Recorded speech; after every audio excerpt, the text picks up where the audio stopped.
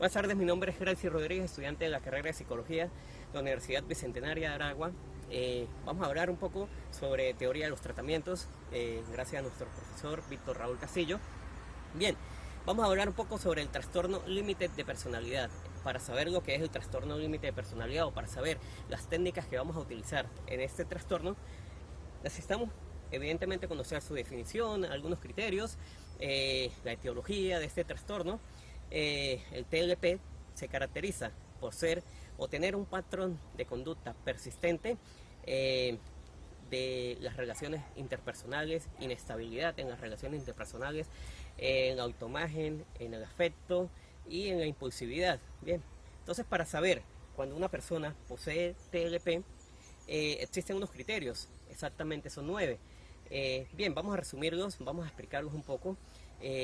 Una persona cuando tiene un comportamiento repetitivo para tratar de evitar el abandono real o imaginario, puede ser un criterio que conforma el TLP. El segundo, estas personas demuestran una inestabilidad en las relaciones interpersonales que van desde enaltecer o lo contrario, ¿verdad? Hacia las personas con las que se interrelacionan, devaluación, enaltecimiento, devaluación, enaltecimiento. El tercer criterio viene siendo la alteración de la identidad, ¿ok? Su autoimagen, cómo ellos se perciben a sí mismos, el sentido del yo, ¿ok? El cuarto criterio para diagnosticar un TLP vendría siendo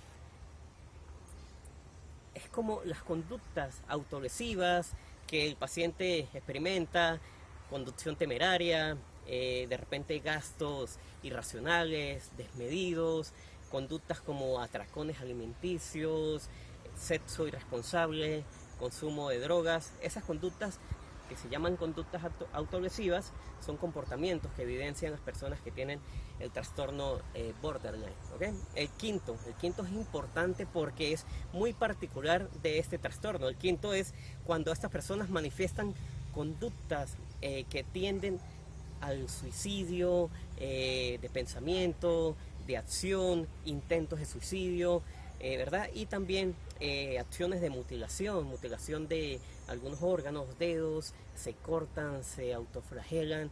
Este criterio es importante porque es muy particular del TLP. Bien, el sexto, ellos sienten una inestabilidad afectiva, disforia afectiva, a veces están bien, a veces están mal, a veces confunden esto con cuando conocemos una persona de este tipo, decimos, oye, este es bipolar, oye, cuidado con los términos que utilizamos, ¿verdad? Pero por eso el TLP se confunde con el trastorno bipolar. Ya vamos a hablar un poco sobre eso. El séptimo criterio es que ellos sienten un sentimiento de vacío muy profundo, muy crónico, ¿ok? El octavo es donde ellos tienen, una ira descontrolada, una ira irracional. Y el noveno, ideación paranoide, ¿ok? Entonces, a veces es complicado, aunque los criterios estén bien determinados, diagnosticar el trastorno límite de personalidad. ¿Por qué? Porque tiende a confundirse, como ya dije, con el trastorno bipolar, ¿verdad? Con esa ambivalencia afectiva que tienen, tiende a confundir la parte depresiva del trastorno bipolar con la parte de las conductas autolesivas, tiende a confundirse con la manía, con la hipomanía, por eso se confunde con el trastorno bipolar, o al menos comparten varios criterios, ¿bien? También se confunde con el trastorno histriónico de la personalidad por la impulsividad, pero en el TLP los pacientes son más impulsivos.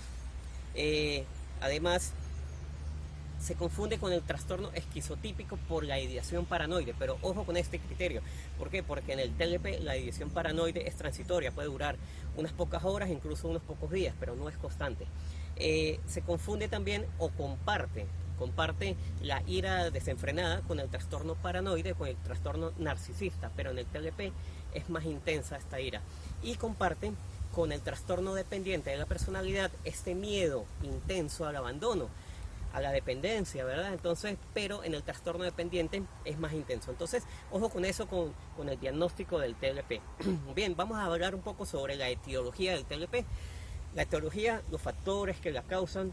En algunas investigaciones que hemos realizado no se puede determinar con claridad cuál es su etiología. Sin embargo, se puede decir que hay algunos factores que pueden ser importantes, factores genéticos, factores hereditarios que pueden conllevar a la aparición de este trastorno. Algunos otros factores son neurotransmisores, ¿verdad? La alteración de estos neurotransmisores que lo que hacen es regular el comportamiento, regular un poco la conducta. Esa variación de esos neurotransmisores, esa alteración, nos pueden llevar a un TLP. Otra es la disfunción cerebral, esas partes del cerebro que controlan la conducta, que controlan la afectividad, que controlan el comportamiento, puede estar alteradas en la parte cerebral.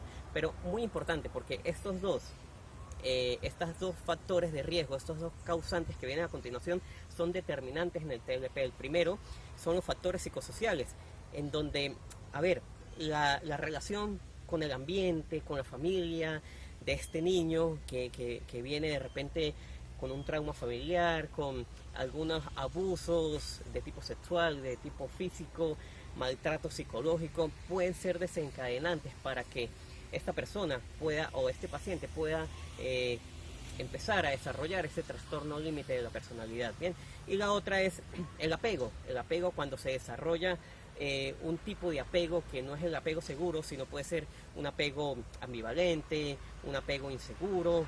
Este tipo de apego en las relaciones familiares pueden desarrollar un TLP. Bien, ya estudiando la etiología, vemos que las complicaciones del TLP pueden desarrollar o puede traer como comorbilidad con otros trastornos, por ejemplo la depresión, abuso de drogas, pueden llegar a intentos de suicidio, incluso pueden llegar al propio suicidio. Bien, entonces, a ver, para poder, pongamos que nos llega a nuestro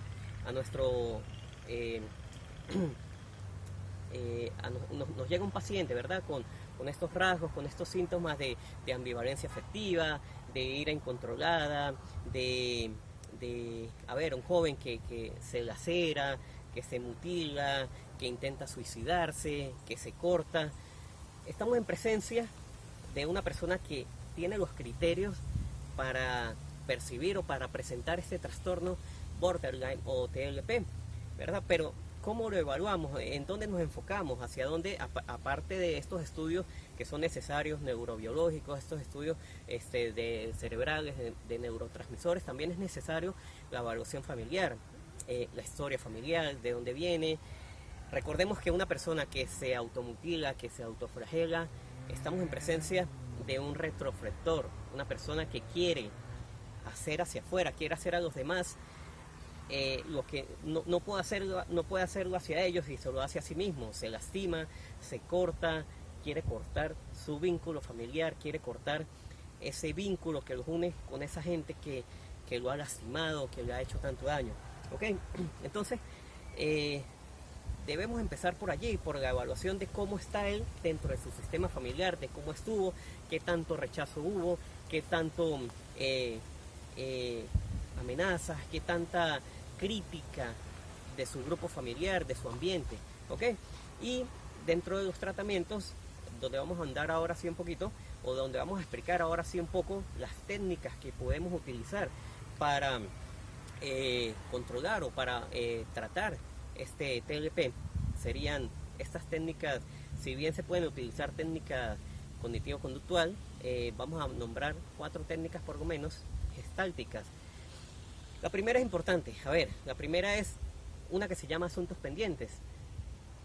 Evidentemente, alguien que tenga este maltrato familiar, este maltrato psicológico, de repente estos abusos sexuales, tiene asuntos pendientes, tiene ese sentimiento, esas emociones reprimidas, esa ira, que detrás de esa ira hay mucha tristeza. Entonces, evidentemente tiene asuntos pendientes por resolver. Entonces, ¿qué tenemos que intentar? Tenemos que intentar que esta persona drene esos sentimientos hacia esas personas que en este momento de la terapia no se encuentran presentes en el consultorio, pero lo podemos ayudar a esta persona a matificar esas emociones, a que drene esas emociones, ¿verdad? Podemos utilizar también lo que es la silla caliente, ¿ok? O la silla vacía, que es en donde esta persona intenta visualizar en 2 sillas la persona que le ha hecho daño, que lo ha lastimado, la persona con la cual este paciente tiene asuntos pendientes. Entonces vamos a hacer como una terapia de decirle lo que quiera, de sacar todas esas emociones reprimidas, y también para que él empiece a darse cuenta que hay que tener un poco de empatía, porque no sabemos la realidad que ha vivido estas otras personas, este sistema familiar de este paciente. ¿Ok? Otra terapia o otra técnica que podemos utilizar, técnica gestáltica, es el aquí y el ahora. Si bien el pasado es importante, el pasado familiar de estos pacientes es importante, lo mejor es traerlo al presente, traerlo al momento que está viviendo, al momento de haciéndole preguntas: ¿cómo te sientes hoy? ¿Cuáles son tus proyectos hoy? Siempre que responda con la palabra hoy, en el momento presente, para traerlo a este instante, ¿ok? Y eso poco a poco va a ayudar a la mejoría y va a mejorar en su tratamiento, va a mejorar en la mejoría de este trastorno de TLP, ¿ok? Otra es me hago responsable, ¿ok? O antes que esa pudimos utilizar el continuo de conciencia. ¿Qué es el continuo de conciencia? Bueno, como su nombre lo indica, tener conciencia, hacerle entrar en conciencia a esta persona de sus conductas, de sus acciones, de que a través de sus conductas pudiera estar lastimando a sus familiares, pudiera estar produciéndole muchos sentimientos de tristeza, muchos sentimientos de dolor, a través de estas laceraciones, a través de esta ira irracional, ¿ok? Pero también se está haciendo daño a sí mismo. Es importante entrarlo en conciencia, hacerlo entender de que estas conductas son peligrosas, y aparte afectan mucho la parte afectiva, afectan mucho el comportamiento, las relaciones. Y de aquí, después de esa técnica, podemos utilizar la técnica de me hago responsable. ¿De qué me hago responsable? De estas conductas que estamos realizando, ¿verdad? De estas conductas donde nos podemos lastimar, donde podemos lastimar a otras personas. Bien, yo creo que con estas técnicas de la Gestalt, técnicas terapéuticas, podemos ayudar a este paciente borderline, a este paciente TLP, a que pueda sobrellevar este trastorno. Sin embargo, también quería comentarles de una técnica que nos enseñó nuestro profesor Víctor Raúl Castillo, maximización de emociones, en donde se le pide al paciente del TLP que lleve a consulta, que lleve al consultorio una foto de esta persona, de este familiar que él más quiere, que él más aprecia. Supongamos que es su mamá, que es su papá, que es un hermano, que es un hijo. Entonces, enfrente de esta foto, a este paciente se le pide que inserte dentro de la foto alfileres en el rostro, en el cuerpo, y en este momento el paciente entra en conciencia de lo que o sea, se asombra porque, oye, no voy a lastimar la foto, la imagen de este familiar que yo tanto amo, ¿verdad? Pero en ese momento es que entra en conciencia de las acciones, de lo que está realizando, del comportamiento que tiene, de esa autoflagelación, de esos cortes o mutilaciones que realiza, y de esa manera lastima también a su sistema familiar. Entonces, bueno, muy agradecido con el profesor por enseñarnos esas técnicas gestálticas que nos pueden servir para el tratamiento de estos pacientes TLP o borderline.